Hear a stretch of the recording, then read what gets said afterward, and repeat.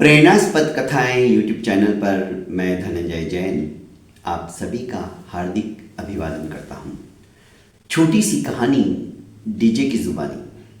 दोस्तों, क्या आप जानते हो महामृत्युंजय मंत्र की रचना कैसे हुई? छोटी सी कहानी के माध्यम से मैं आज अपनी बात आपके सामने रखने का प्रयास करता हूं। मृकंड नाम के जो ऋषि थे वो भगवान शिव के परम भक्त थे। शिव की आराधना में इतने तल्लीन और लवलीन हो जाते थे कि वे अपने आप को भी भूल जाते थे। किसी प्रकार का उन्हें कोई अपेक्षा या कष्ट नहीं थी। जिंदगी में बस दुख मात्र था, तो एक ही था कि वे निसंतान थे। उन्हें कोई पुत्र नहीं था। सोचे कि अब मेरे बाद में मेरे इस वंश को चलाने वाला कौन?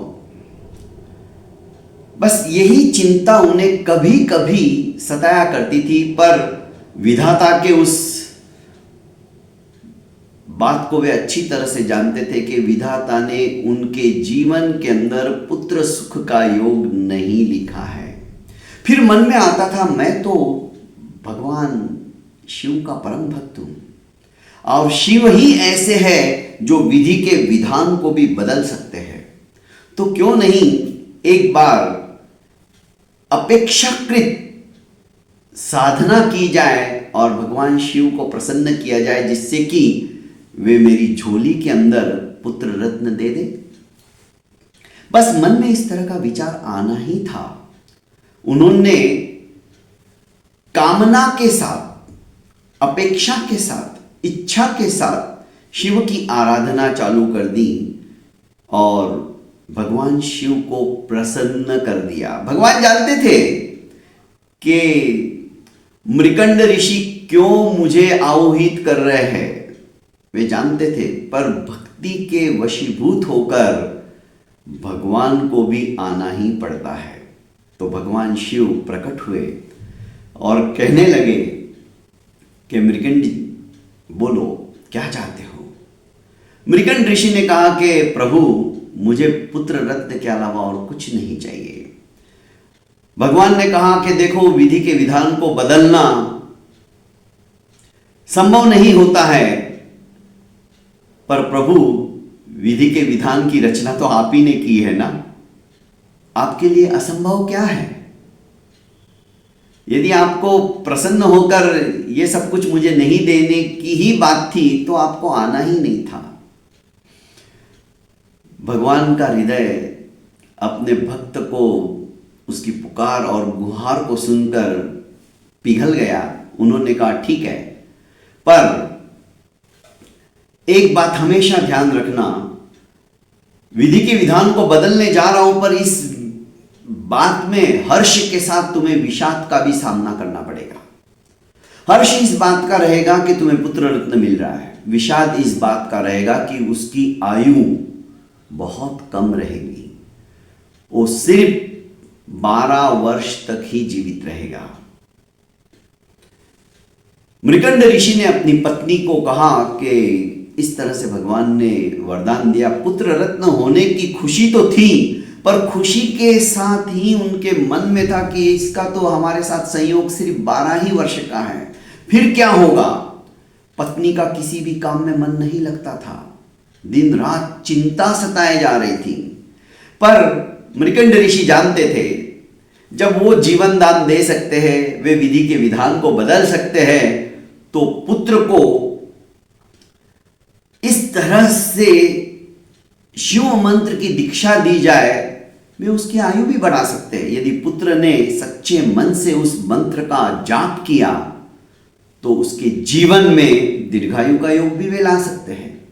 तो जैसे जैसे पुत्र बड़ा हुआ और 11वें साल में उन्होंने शिव मंत्र की दीक्षा अपने पुत्र को दी। पुत्र का नाम रखा था मार्कंडेय।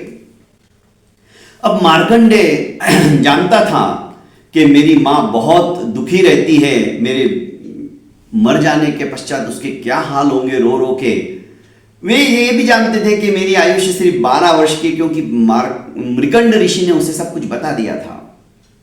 अब शिव मंत्र की दीक्षा लेने के बाद में जैसे जैसे मृत्यु का समय सन्निकट आने लगा, एक शिवलिंग की स्थापना करके शिव मंत्र का वो जाप, मृत्युंजय मंत्र का जाप करने लगा। आप सभी भी उस मंत्र को जानते हो, बस हम रट्टा मारने की तरह उसको रट लेते हैं, आगे कुछ नहीं। दोस्तों वो मंत्र है ओम त्र्यंबकम यजामहे सुगंधिम पुष्टिवर्धनम, यही मंत्र। उस मंत्र का जाप उसने निरंतर चालू किया। आधा श्लोक हुआ है। आधा श्लोक जानना चाहते हो तो मेरे इस YouTube चैनल को लाइक कीजिए, सब्सक्राइब कीजिए और ज़्यादा से ज़्यादा लोगों तक इसे पहुंचाने का संकल्प लीजिए। दोस्तों ऐसे मंत्रों से सारगर्भित बातें भी मैं आपको बताने के लिए उद्यत रहूंगा। किसी ना किसी अगली कहानी में मैं ये आगे का मंत्र जरूर आपको बताऊंगा, पर आज की ये कहानी जो कि आधा श्लोक आप भी जानते हो, आधा नहीं जानते हो, वही मैं आगे की इसमें बताने वाला हूं। तो दोस्तों इस मंत्र का उच्चारण जब वो करने लगा और निर्धारित समय पर यम के दूत जब उसे लेने के लिए आए, पर शिव गुरु मंत्र मृत्युंजय मंत्र का जाप करने वाले को हम कैसे क्या ले ले, घबराए। जाप करते करते हम किसी का प्राण हरण नहीं कर सकते। वे वापस यमलोक गए, यम को बताया तो यम ने कहा कि ठीक है तुम मत जाओ, मैं जाता हूं उसे खुद लेने के लिए। जब यमदूत आए तो मार्कंडेय ने जब देखा कि यम खुद आए हैं, उसने शिवलिंग को जिस तरह से बच्चे मजबूती से अपनी मां को पकड़ लेते हैं उसी तरह से शिवलिंग को पकड़ लिया और जोर जोर से यह जाप करने लगे। उर्पासकमिव बंधनान मृत्योर्मुक्ष्य मामृतात्।